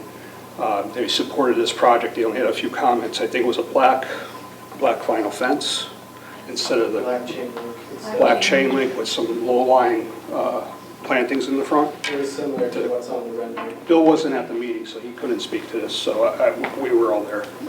So I think, your comments are very well taken. I think we need to implement some of the things that the Architectural Design Review Board, and also take some of your comments, but that the project is totally terrible and you're very upset about it. I mean, Oh, I'm not very upset, I'm just making it clear. I just think we can do it, but we are under so much restrictions. Like one of the comments from Clifton was to add more units. We actually, from day one, wanted to do more units, but we're restricted with parking. There's just not a lot of real estate to work with on that property. We are understanding people, Yeah. we're being asked to comment on it. So, Yeah. commissioners are giving you their Right. honest input. Yeah, but If you come back and you say that there are all these restrictions and Yeah. you're precluded from doing something for all these reasons, Right. it's not like we're not understanding Yeah, people. However, yeah, having said that, it's hard for me to believe, as someone who's done a lot of this kind of work, that there isn't some room for improvement. So there always is. there always is. Yes. So take a look at it Yeah. and see what you can do with it. Oh, yeah, absolutely. And I think they're good suggestions. Yeah. So here's another thing I'm gonna say, so thank you for that, Yeah. and it's not downtown Mystic. No, I'm That's just the saying, thing, but it's not down. when you come into these type of projects, when you're dealing with this kind of real estate, you're gonna end up with this type of end result where you're coming out, we even talked about turning the staircases sideways and walking down along the building, so we give a little bit more streetscape. There was a reason why we decided against that. There was some, It goes into the next unit over, there's not. well, that's right, at the time you get down to the bottom of the stairs, you're onto the next unit. But there was no room to move the units back further because you lose that backyard space. So as much as you're looking from the backyard at the building in back, which is, it's kind of, it's not rebuilt, like the other side's all remodeled, it's all got new units in it, but the side where this building sits on the back, it's deterred, it's bad. It's bad. I didn't know what word to use, but. and So then- maybe they wanna look out their front more. Yeah, so when you're looking Just a across. thought. Yeah. If the stairs are extending out that far, maybe there's a way to adjust the finished floors, so you don't need as many stairs. You don't need as many stairs, We can't, 'cause we got. you've the got flood. a little bit more front. You- Just some lateral thinking is what we're Yeah. asking you to do. Yeah. Not asking you to work it out here tonight. Yeah, Take the comments, take them back, see what you can do to improve it. I think the commission has generally said they like the project. yeah. They want to work with you on it, but, these are suggestions for improvement. One thing to be noted though, when you're talking about changing floor heights, is that we have a 0 elevation in the back, come down 2 stairs into the backyard. If we drop that, then we have a problem with grading in the back of the building. So that's just one thing to be noted. But we will I just look at- use that as an example. No, I. You know, I'm not, You might be Not able to trying to- engineer that. But you know, unilaterally adjust the Going floor. back to the primary concern, though, is your marina does not allow people to work on their boats outside of the designated maintenance areas within That's that correct. building. Yeah. And so if this commission, for example, required as a condition on the master plan, that maintenance of boats shall not take place except in the designated area on the That should be plan, on the master plan. then that would be something that you can live with, and it would address the concerns that are raised of Yeah. people just doing Right. willy-nilly all over the Put lot it at right all on the, times. put it right in the master plan. That would work for you. Yeah. Okay. So, I have other comments. So you've got 135 slips. Why do you need 162 spaces? And could you, that's 30 spaces you could turn into an island here or there. And towards the front, totally understand, you know, you need time, ways to maneuver a big boat and all that, but Seamus, do you want to say something on that? Yeah, I'm gonna pull up the parking, so the zoning table now.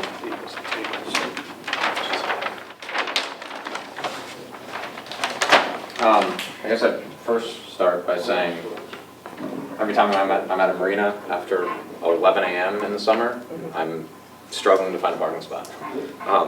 So the parkings, we want parking. We want to provide parking. They don't want to have people parking on the streets. They want to provide enough parking for the people for their marina, for the people servicing their boats, for the people that are in the showroom. So the parking calculation is it's one space, minimum is one space for every 2 slips, maximum of 1 space for every 1 slip. So that's a variation of 35. 68 spaces or 135 spaces. And then there's the retail and wholesale component of the building, which is another 21 spaces to 24 spaces. The offices are another 4 spaces. And then the warehouse, the repair area is 3 spaces. So that brings a total, a minimum of 95 or a maximum of 166. Right, and you went for the maximum Well, minus I think you 4. want, if you've got 135 slips and all your slips are rented out, and it's the 4th of July weekend, and everybody's coming to use their boat, a lot of families have more than one car. You might invite a guest to come with you. You might invite your father or your brother to come out with you. 135 spaces is probably on the 4th of July, ain't gonna cover it, and on many of the summer That's a weekends. management issue, Bill. Right. That's a management issue. But if Within the you don't regulations, have those yes. spaces, Mr. Chairman, if you don't have at least 135 on the spot, what happens when you have full use of the marina? You're gonna have people parking on the street, so it would be better to have people parking on the lot than But you have parking on the street. 166 spaces. Right, because we have other uses on the Yeah. property too. Okay. I mean, it's not like we have 100 extra spaces, 135 and we have 166, so we've got 31 additional spaces beyond that. I would ask you to look at some of the suggestions that have been made for less asphalt and a little more landscaping, and convert some of that asphalt to landscape space, if it can be done. And I realize the desire of the owner is to pay the whole thing if they can, and I realize they've reduced impervious area here and whatnot, but there's still no landscaping on this piece of property, really. I think Commissioner Morrison hit it on the head. We need at minimum, we need to talk about the frontage, we have to address that. Yeah.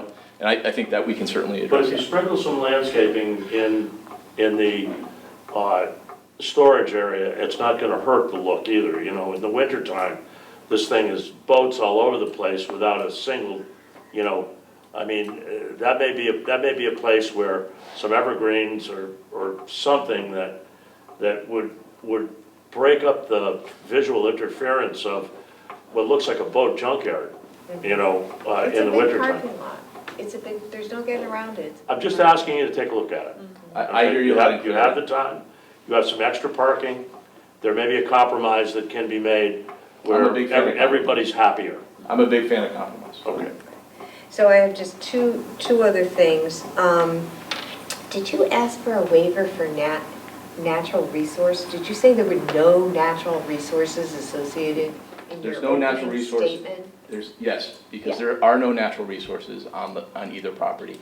off the property in the Pawcatuck River, near one of the drainage outfalls, is a tidal wetland area, I think that was mapped. But there are no natural areas. This is an entirely developed site.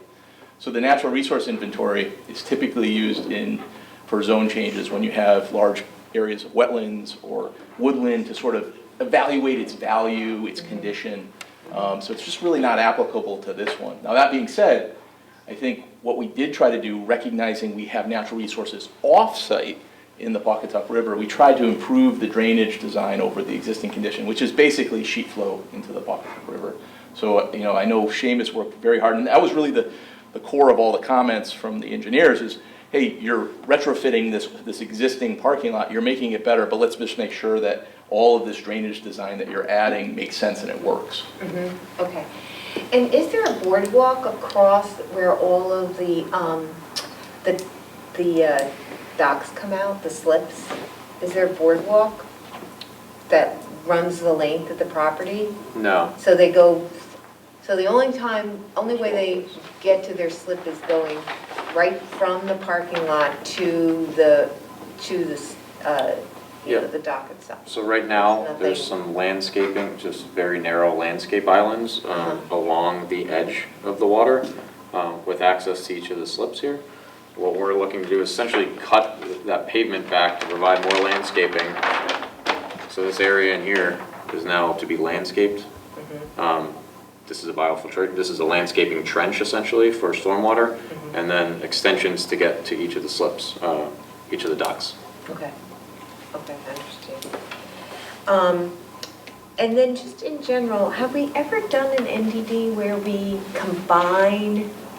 So I think your original statement was that it meets the NDD requirements when you combine the properties. But as individual properties, it does not meet the NDD requirements. Is that correct? I think that was in your opening statement. Yeah, so the land area for the NDD requires 150,000 square feet of total land area to be eligible for that. So in combination, the parcels together exceed 150,000 square feet. How many feet is it? What does it take to actually combine them and eliminate the interior lot lines? Just, You can't because there's a roadway. There's a road, Okay. that was my question, there's a Do road we in between. allow that? Have we done that before? Yeah, we did it with the heritage zone on Yeah, we Wheeler. did. Oh, we did? We did, yeah. Well, Okay. The total between the two lots is 217,060 square feet. But it's only like 25,000 across the street. What is it, 0.55 acres was Yeah. allowed to, yeah. So the residential lot's too small to be an NDD. By itself. Ah, So- okay, so you could do, okay. Is there a way to combine it into less parcels? there's a road. The road is actually, the fee of the road is with the town. Is it a single parcel that the marina's on? Yes. It is, okay. I thought that was multiple parcels. Okay. And then my final comment is your lighting, your lighting.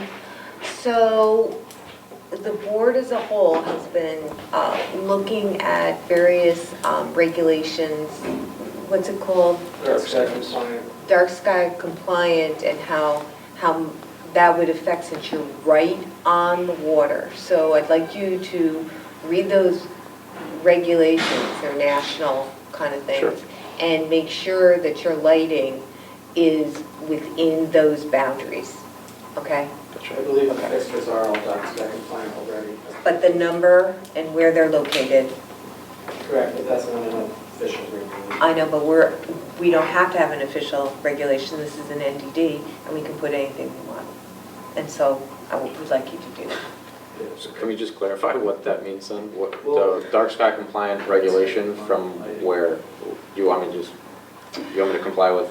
Clifton can help you with it. They're in the process of rewriting the regulations, so they may have a regulation that they're thinking of adopting, but the fixtures that you've selected are full cutoff dark sky compliant fixtures, but we can recertify that for you. And It's got to do with number and placement as well. It's not just the fixture itself. So please just look at it and Yeah. make sure that you. we'll get what you're working on from with Clifton, and we'll be able to provide a response to you on that. Okay, that's great. Lynn is through. Does anyone else have any questions? I have a couple. Just, the first one is, where is parking for the homes?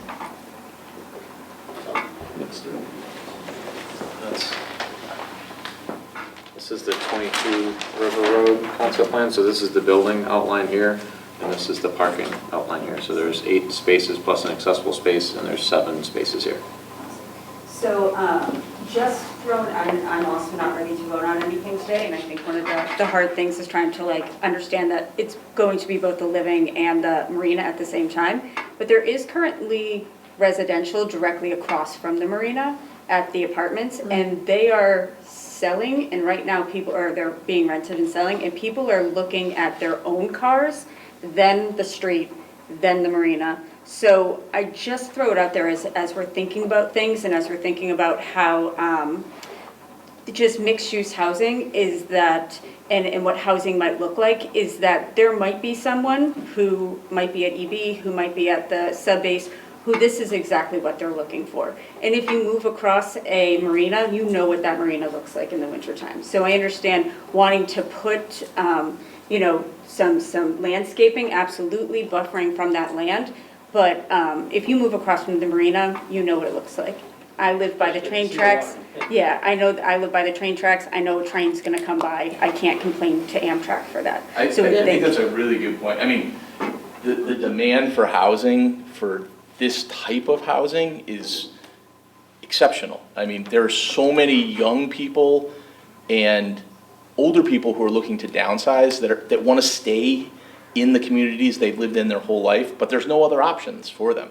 You know, if you don't want to live in a single family house, you've got to go somewhere else. And I think it's not a lot of units. It's only 7 because we're trying to keep it neighborhood scale.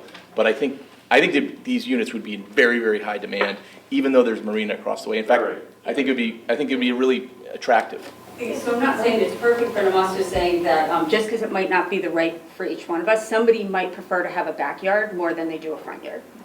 So just thinking about those kind of things. And that was exactly the calculus I think that Steve had is if you had a unit like that and you didn't have a single family house and you wanted to have friends over, you wanted to have family over, your parents over, you wanted to have a barbecue, like it would be better to be up against the street, which is supposed to be, I think, in most urbanistic, design. When I say urbanistic, I don't mean urban in that context, but No, I think you do. But no, I don't think I do though.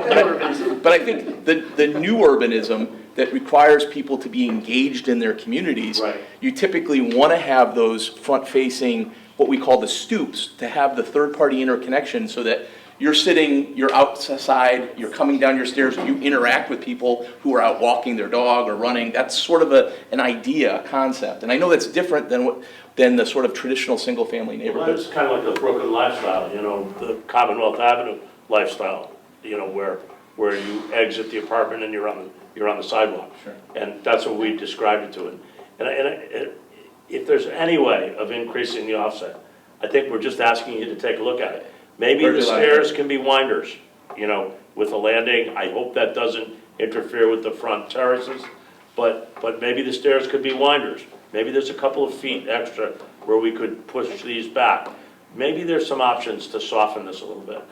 And I think that's You know- Give us an opportunity to explore. Yeah. And because you already said that you're not comfortable voting tonight, give us an opportunity to explore. And you said before, Mr. Chairman, you believe in compromise. We believe in compromise too. If we can beat you halfway on something, we'll see what we can do to do that. Sure, I realize it's tight. And Mary Ellen made some very good points about the backyard is important too. So see what you can do with it in light of Lynn's concerns, in light of all the commissioners' concerns here. Commissioner Morrison, Mary Ellen raised some very good points, and we've made some suggestions. So take a look at it and see what improvement can be made along the lines that we've suggested. And we realize this is going to be improved further in a later phase. Sorry, go ahead. Any further questions? I just wanted to, so I don't mind the building so much being up front. I love sitting outside on my front stairs and talking to the guys who walk by all the time. And with landscaping, I think it'll be fine. My concern with the landscaping across the front of the marina is not for the people across the street, it's for people driving down the street. Like I said, I literally walk that street every single morning, and right now it's not very pretty. And to soften the look, whether it's black, whether it's more trees, whether it's, you know, I don't know, putting something up to hide Right. the boats that are there in the winter, I'm just sure we make it prettier. We can do something that protects sightline and protects Yes. privacy and screening. Yeah. I agree with you 100%. I mean, it's a pretty straight stretch of road there. Well, it does bend right there, but It's the bend that's the issue. it's the bend right there. Yeah. Good suggestions. And I'm just gonna say one Anyone other else? thing. If you want it to be more urban looking, where somebody's sitting on their stoop, okay, Brooklyn, whatever, make the stoop substantial, you know, I mean, Pretty. it's, right? Put some design into it. You know, think about the townhouse, or the brownstone look. Yeah, Not the that I common think look, you're gonna avenue go look. and build a brownstone, but, you know, right now. Make it an architectural element It's of a the building, wrought right? iron, Yeah. yeah. It's a preformed concrete step, it's, yeah. Like the townhouses that are up on Prospect Street, Prospect Place, up there? Like just up the street a little bit, there's like a bunch of little townhouses that are nice there. Anyone else have any questions? We'll move to public comment at this time. I just want to say thank you for the two firsts tonight. I've never heard the town say, try and put more housing units than you proposed. And number two, I never heard the board say, cut down on parking. So you're 2 for 2. I'm glad I created some firsts tonight. Same meeting. Two first. Thank you, Gary. Thank you, Commissioner Doctor. Thank you, If there are everyone. no further comments, can we move to public comment? I'm sorry, Clifton, do you have any? I'll wait for after public comment. Okay. Do we have a sign-up sheet for this? You're the only one here. If anyone would like to speak either in favor or against, or just make a general statement on this project, you can do so at this time. Invited to take the mic. Hearing no one. Clifton, you have some comments? My comments are in the report. The ADRB, for those that were at the meeting, had a very favorable response to everything that was provided. Their only concept, as similar to the commissioners, was landscaping elements. They also recommended some changes in the landscaping plan, so that's consistent with what they wanted. On the architectural component, especially of the residential, apart from the material selection, they had no concerns. Their comment was it actually fit better into the urban fabric of River Road and Mechanic Street than doing something else that has been suggested by the commission. So I would concur with that opinion, that kind of the up against the street matches more along River Road and Mechanic Street than anything else would. The comment, and it was noted, as Gary said, it was a first that the town's requested more units. You know, the factor here that becomes the limiting factor here on how many units can be provided is the fact that there's ample parking provided. So there are numerous opportunities that the applicant can take to either reconfigure the parking spaces to increase the number of units, whether by providing parallel parking spaces on the street, which is consistent, again, with both the roads that lead up to this site. They can also do basically a faux parking, single-level parking structure and put the kind of flat type unit on top to extend across the entirety of the site. Again, that would match not only the existing structure that's there, but it would also match the urban fabric of the area. So since the purpose of the NDD is residential housing creation forward-focused, that technically is considered the primary use of any floating zone that is an NDD, is its residential capacity. And then the secondary use is whatever the commercial element is. So in terms of how the applicants proposed the phasing, there's no concerns from staff perspective, but just since the residential is the primary use and the primary focus of the zone, maximizing that to any capacity should be the aim. So there are a couple, I've worked with the applicant, I've worked with Bill, and I've worked with the architect on describing kind of how that could be laid out to create potentially more units.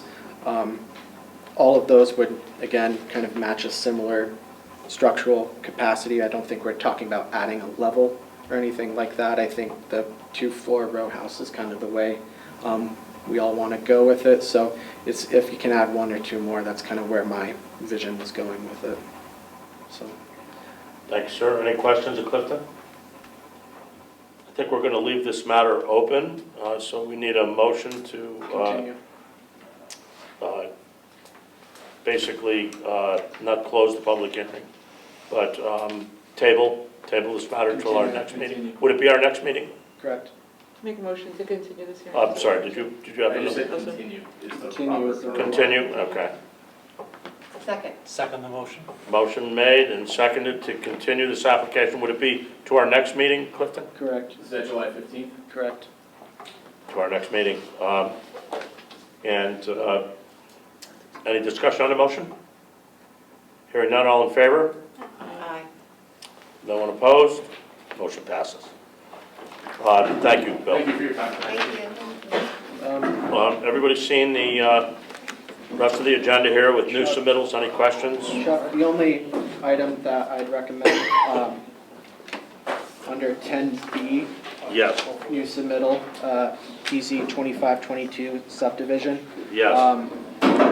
The commission is not required to have a public hearing for subdivisions, only re-subdivisions, so since this is a first, there's no public hearing required. I would request the commission consider making that a public For hearing. which one? PZ 2522 SD, that's item 10B, make that a public, Is that, this one's lost my agenda. it's on the agenda. Is that the? I agree with that. Okay. So I would just need a vote of the commission to make that a public hearing. and Because then this is we'll- item 10B, Correct. F. Brazillo. Yep. Is there a motion to hold a public hearing on that subdivision application? I make the motion to hold a public hearing on the application being discussed. Thank you. Is there a second? Second. Motion made and seconded. Any discussion? All in favor? Aye. Anyone opposed? Motion passes. I make a motion to close the public hearing. No. No, that's been tabled. No, adjourn. Actually Adjourn. continued. We adjourn. Motion to adjourn is made. Yeah. No second required. All in favor? Aye. There you go. Meeting is adjourned. Thank you all.